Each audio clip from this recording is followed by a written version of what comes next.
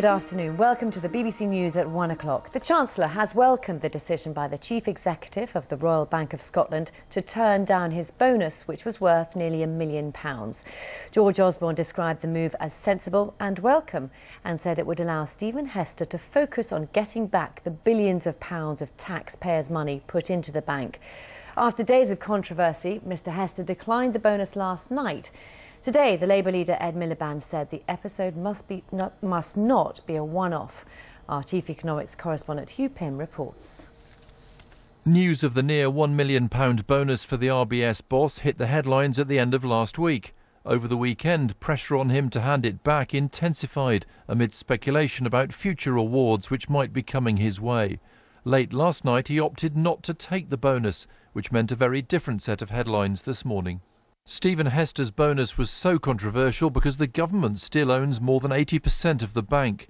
He let it be known that Labour's move to force a parliamentary debate was what prompted him to reject the bonus. The Labour leader welcomed that decision and pointed the finger at the Prime Minister.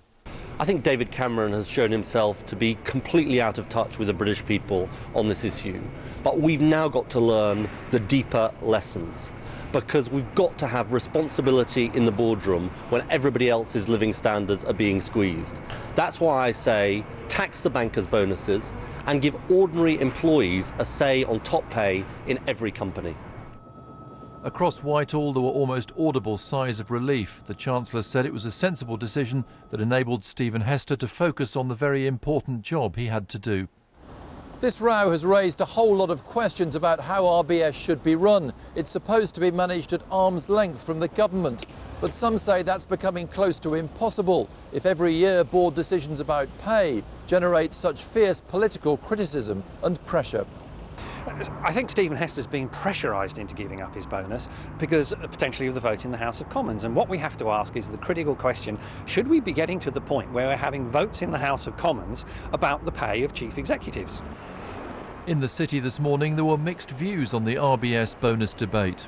Stephen Hester's in a fairly difficult position when he's, in good faith, taken on a salary package, and to have that suddenly taken away from him, which is effectively what's happened due to political pressure, might seem a little unfair.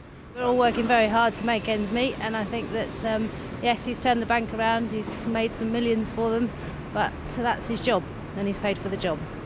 And I think the bonus, it could come in maybe later on once the bank's paid off their debt to the public. RBS will soon announce bonuses for the rest of its senior managers, which may prove controversial, and other big banks have yet to report their bonus payouts, which may raise more questions about government influence over bosses' pay. Hugh Pym, BBC News.